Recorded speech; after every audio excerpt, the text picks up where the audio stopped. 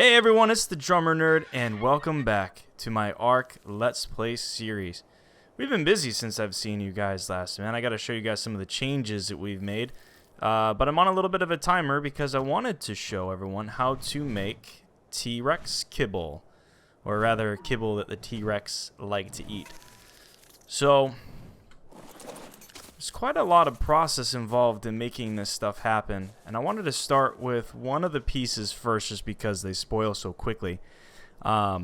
We need, as part of the recipe for the T-Rex kibble, some cooked prime meat. You'll see I already have a little bit here that I've been working with, and it's pretty simple to get. All we got to do is take a regular raw prime meat, dump that bad boy on a campfire, and let it cook. You'll see I got a couple of campfires going on because you can only put 2 prime meat in at a time. And since they spoil so quickly, you don't really get a lot of efficiency out of cooking this stuff with just 1 campfire.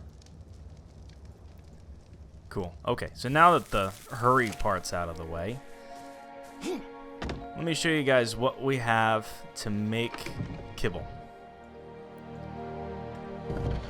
Alright, here we go.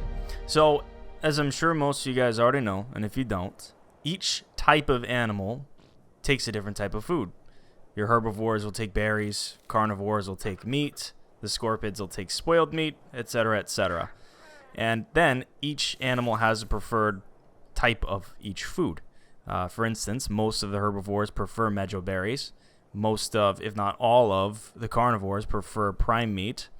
And the preferred foods have more effective tames, meaning the taming effectiveness doesn't drop as quickly, the tame speed is faster, and generally you just get a better tame out of using the preferred food. Even better than the preferred food is kibble, which has very little loss of taming effectiveness, and it tames a lot faster than normal. So, since we're looking at trying to get a max level T-Rex, I wanted to make sure that we had a lot of kibble so we don't lose any levels, and so we can tame them fairly quickly, because it's going to be in a dangerous spot, and I don't really want to accidentally lose levels because some stupid monster decided to come up and attack him. So, I've already made a couple of kibble, because the process is very, very long. First and foremost, you need the Pulminoscorpius eggs. I've got 8 of them right now, and one of the things I did off camera here was gather up a ton. Okay, I gathered up a ton of scorpids. I've got 1 male to 6 females. Yeah. So the best way to get eggs is to have mate boosted female of whatever species it happens to be, and over time they'll just randomly drop eggs. It's hopefully instead of pooping. Probably at the same time. That might be a little bit gross. Let's continue. It is a little bit debatable on whether or not there's a benefit to going 1-to-1. You don't really need to go 1-to-1, male to female. You can go 1-to-many like I have here. And seem to get a decent amount of eggs, but it's still a time-consuming process. Once you get some of the eggs, then we need to take that cooked prime meat and we need to turn it into, where is it? Prime meat jerky. In order to do so, take our prime meat. Oh, this one's already made. This one's already made too. It's not working out for me very well. Let's see if we have any oil. Effectively, you'll take the cooked prime meat and oil and spark powder in the preserving bin. I don't have any. You take those 3 items and you put them in the preserving bin. I believe it takes roughly 50 minutes to create. And then you'll get the prime meat jerky. Nice part about the prime meat jerky is the stuff lasts forever. Especially if you put it back into the preserving bin like so. You'll see in 19 days. Yeah, we'll use all that beforehand. I'm not really worried about that. The last time-consuming piece of this process is long grass, which is an advanced crop. And you saw how we had our crop plots done a couple episodes back. This does require at least a medium crop plot, and I went ahead and I reseeded each of the plots with the long grass seed.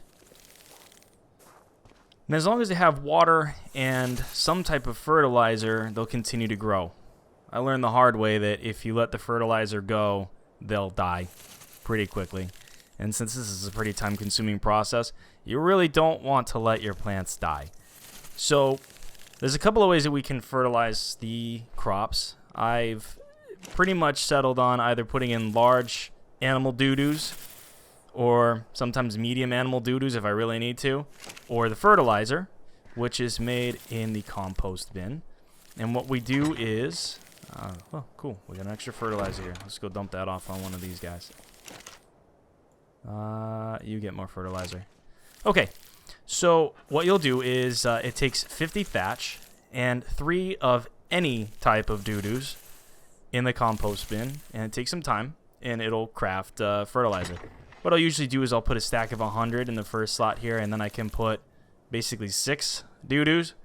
And by the time that it finishes making the first one, it'll open up the rest of the slots. And I've not really had any problem with losing time or losing fertilizer, but you drop those bad boys in there, and these guys pretty much will never run out of fertilizer. Once we've spent a little bit of time allowing these guys to grow, then you'll see we have long grass. And I've got 6 right now. Right now they spoil in, 15 hours? Which isn't too bad, but I think we start to lose spoil time, the second that you take them off. So let's go drop that in the preserving bin for a second. So I'm not quite ready to dump this stuff in here. Okay. Now we just need to add a couple of other ingredients into the cooking pot along with some water to craft up our kibble. Let me get a little bit of water in these water skins. Okay, so what we'll do is we need a handful of mejo berries. I think this guy's still got some on him. Yeah, we'll just grab a stack. You need a bit of fiber. Ooh, egg. Right? Egg? Yeah. Come here. Give me that. Give me the egg. Oh my gosh. Let's try this again. Run around. Yes.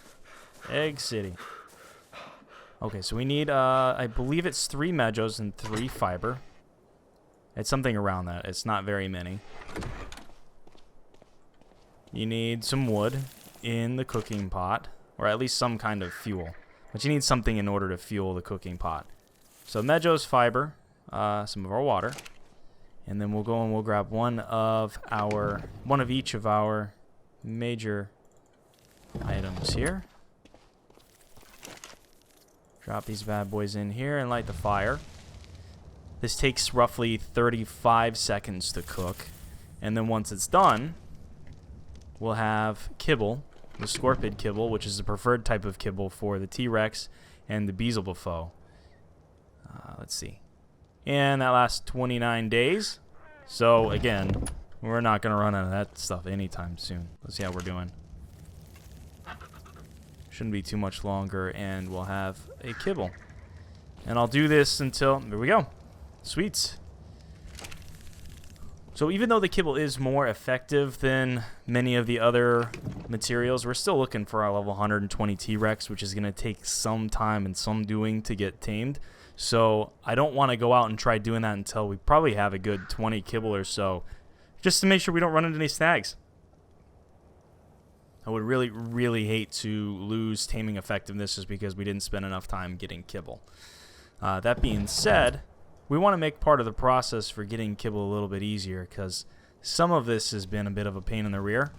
Now let's turn this off. Take our water skin back out. The pain in the rear part has been cooking up the cooked prime meat and gathering oil because we really, at this point, don't have a good way of gathering oil. So one of the things that we're going to do is we're going to go and find and tame us a megalodon in the water. And we'll head deep into the water to gather up oil and use the megalodon to kill anything that we can find to get prime meat. Then hopefully once we do that, I can create an industrial grill which allows us to cook up as much prime meat as we want. I'll probably put that somewhere by where our original base was so we can just cook this stuff up like crazy. So I think we're going to get started on that, and I'll be back. Alright, I'm back, and before we head out to go get us a Megalodon, I want to show you some of the changes that we made at the base, because I've been a little busy bee while we've been gone. I managed to get Mogarth, our mammoth, over from the... Oh, where is it? It's over in the west somewhere. Yeah, you see all the way over in the west where that mountain is? I ran him from there to here, which was not fun or exciting. There were many Rexes and a couple of Alpha Raptors that I dramatically tried to escape from. We needed to heighten our base a little bit, you may notice, because the mammoth doesn't fit in here, and trying to drop stuff off in here from a mammoth by foot is a huge pain in the butt. I replaced the foundation with stone, and we started building these pillars because I do want to get to work on actually getting this base together, because it is still kind of a in the works type base, and we've not really done a whole lot of anything here because we've been so busy taming cool stuff. I haven't had any time to really do anything with it, so that's coming. But for now, we're gonna head out and we're gonna find us a Megalodon, because we really need to get to work on some of the things that we need in order to get that T-Rex, because I feel like it's been too long, and we really want to get that T-Rex. I've seen a couple of high-level ones that have just been taunting me, saying, oh, you wish you had enough kibble right now to tame me, but you don't, so you can't, and you suck. At least that's the feeling I get when I'm talking to them. So let's see. There's a Megalodon there in the water. The nice part about flight is that you can see them a little bit more clearly from above than you could if we were actually in the water. I want to see if I can... Ooh. You remember when I said I didn't want a high-level one? I changed my mind. Can I get its attention? Let's see if we can get this thing's attention. Oh, that's bad. You know, you gotta go on passive, bud.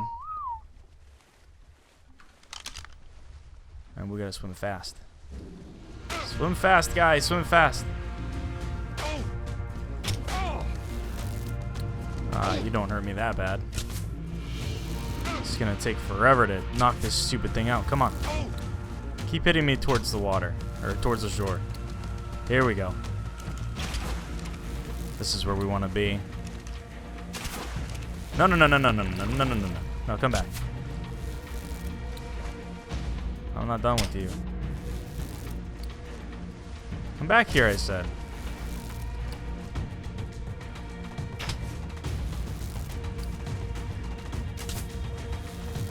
Why won't you come back? Get mad at me. Try to eat me. Come on. Keep going.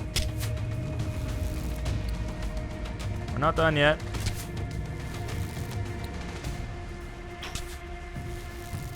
Oh my goodness. This is starting to hurt without my armor.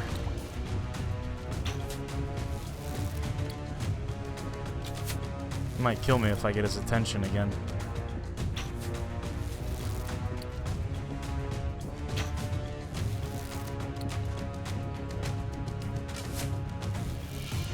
Come on back up.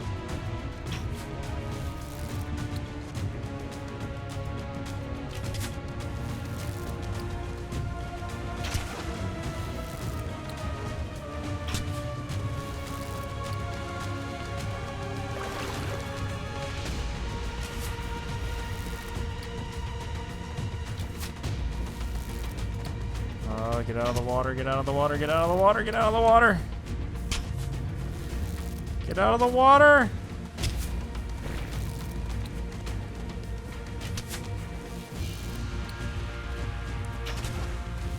I should have gone for a lower level one of these soon. First, I should say. Come on. Stay with me. Go to sleep. At this rate, I'm going to run out of arrows.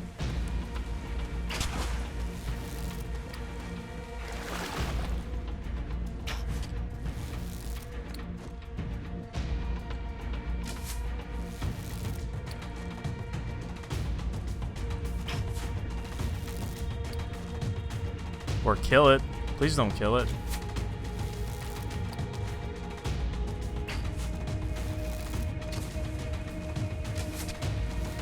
Is it out? Is it out? Did I get it? Unconscious. Yeah! Oh, that was close. That was way close. But it's alright. We healthy. And we did it. And, yeah, now comes the fun part of taming him. We'll be back. Okay, we're back. We're just a couple more bites away on this Megalodon before he's tamed up. She? Yes. 108. So, you can already see, I've been feeding this one pretty much nothing but raw prime meat. I keep the extra raw meats on there just in case, because if there's no food on the dinosaur, at any point in time during the taming, they'll quickly lose their taming bar, and you gotta start over again. And that sucks, and we don't want to do that, especially with a long tame like this. But I wanted to point out the fact that you can see that even though we've got a pretty decent taming effectiveness, we've already lost about 4%, which ended up being 2 to 3 levels of additional bonus levels once they finish taming. So, you know, when we lose that many levels on something that's a max level, it's probably not a huge deal, 2 or 3 levels, but if we're trying to really maximize the effectiveness of our tame, that's where the kibble comes in play. We'll see exactly how well that works once we actually get to trying to tame the T-Rex, but you can see already where the raw prime meat, we would lose a couple levels when we actually got there. It's also worth noting too, and you can probably imagine with how difficult it is to get the kibble, you really don't want to use it on anything under than level 100. It's just really not worth the time, and let's not drown. I like hanging out underwater and all. I also wanted to explain at least a little bit, because I kind of rushed right to it, as why we're picking up the Megalodon versus the dolphins whose names I can't pronounce, so I'm not going to butcher it here yet. I like these guys for the underwater travel, even though they're a bit slower, just because, oh, look at that. Look at how close that is. That is so stupid. Why are you so stupid? Okay, no more drowning. Come on, out of the water. The dolphin creatures, again, whose names I am going to butcher, so we'll try again another time. They are much faster and I believe have much more stamina than the Megalodons do. So you can outrun a lot of the fights, not a big deal. But the Megalodons have a pretty decent weight, and again, you can just fight anything. And it allows you to kind of stay around more safely underwater for a little bit longer so that we can gather as much oil as we want. I've already pumped a bit of stats into oxygen, as you can see here, so we can spend a little longer underwater. There's also food that you can make that'll give you a longer breathe time, and we're 2 levels away from the scuba gear, which as soon as we can, I want to give that a shot to see how long we can stay underwater with that. But that'll allow us to gather up as much oil as we need, as many of the silica pearls as we need to make the electronic components, and just generally be able to start moving into higher tier stuff moving forward. It's also worth noting too that the Megalodons are, I think, if not the best, they're one of the best at gathering the raw prime meat. So we'll use this guy whenever we're in need of a decent amount of raw prime meat just to go gather up as much as we can. Now that I've babbled on for a little while, let's see how far along we are. Okay, so we're a couple seconds away from that last bite, which should give us the tame. Now I just gotta think of a cool name for a shark. Bitey's a little bit too okay, I got it. Just wait for it. This is gonna be fantastic. I'm already excited about this name. Come on, buddy. Come on. Come on, girl. Take that last bite. We want to go hang out underwater. Yeah. We got a shark.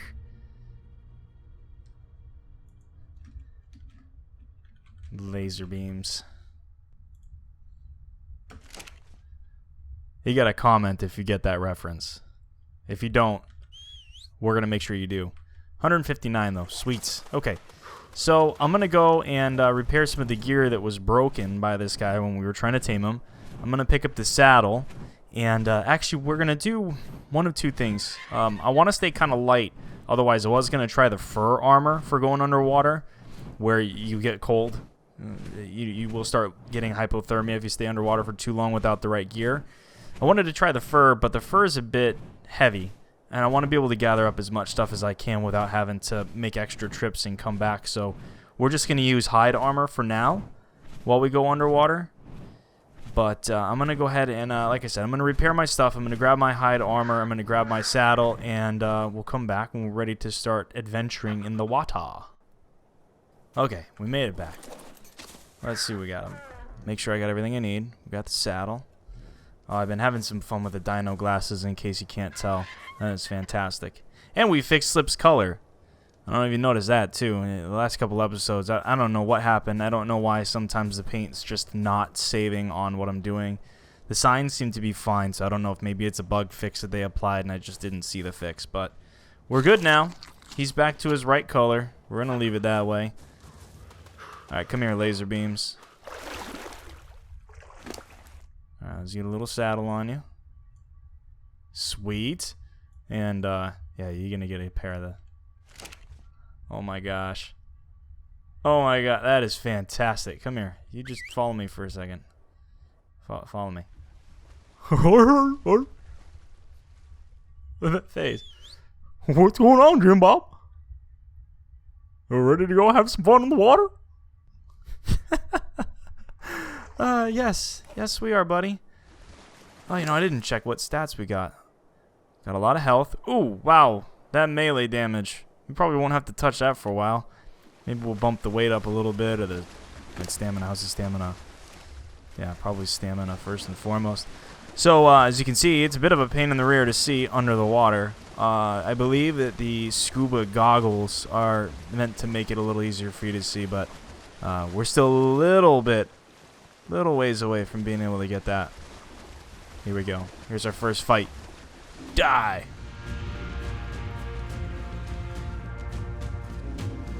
This is the slowest battles ever.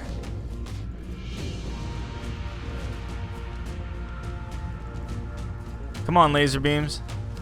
Get around them. Bite them. Bite them. Come on. Bite them. Yes.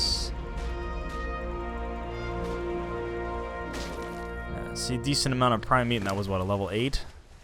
Okay, let's see. I think stamina first. Oh, ooh, another one. You ready to go?